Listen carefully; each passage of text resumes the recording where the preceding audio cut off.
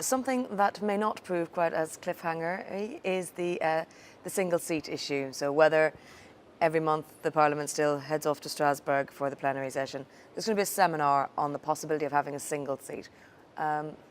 Where does the ALDE group stand on it? Yeah, well, the ALDE group is co-financing and sponsoring this conference on Tuesday in the Parliament next week on the 23rd of April with the Campaign for Parliamentary Reform.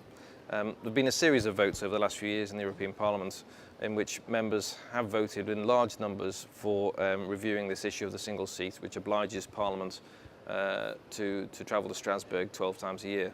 As we saw in a recent court case, though, under the treaties, which was agreed, the last change of the treaties, we are obliged to go by the member states 12 times a year, and legally there is no way out of that. So, but in last year, MEPs voted by a majority of 3/4 to call on the Council to lay out a roadmap towards revising the treaties in this sense. And under Lisbon, of course, the European Parliament can call for a revision of the treaty on a certain issue.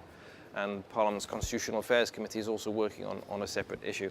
So we're asking for member states to consider how we can move forward on this issue and not just get stuck in the current situation forever.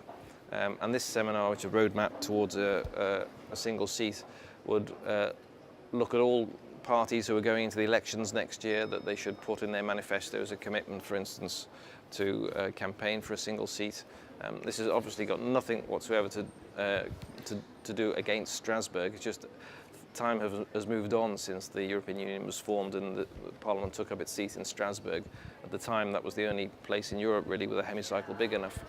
Now, of course, there is one in Brussels, and most of the legislation conducted by the European Union needs members to be present in Brussels, close to the other institutions. So very practical and logical reasons for moving without any criticism of the historical reasons that Parliament was in Strasbourg. But we need to look at all these issues and make the case. Obviously, financially, it costs us another extra 200 million euros a year to operate on 3 seats with staff divided between Brussels, Strasbourg and Luxembourg. It's not very efficient. And then there's all the emissions, of course, involved in travelling backwards and forwards. So this idea is to lay out the case again and call on parties to commit to putting it in their manifestos next year.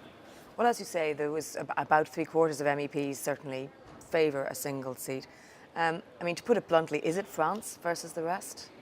France and Luxembourg, it is. There was a majority of all MEPs in the Parliament when these are voted, of all parties and all nationalities, for a single seat, with the exception of MEPs from France and Luxembourg, who of course have their national interest to maintain the seat in those 2 countries. Well, of course, there have been suggestions that maybe they could get some other institution and balance things out in another way. Clearly, we have to respect the principle of fair distribution of institutions, but in the current climate of cost-cutting, etc., and efficiency gains, it makes sense for the 3 key institutions, Parliament, Commission and Council, to be together in Brussels.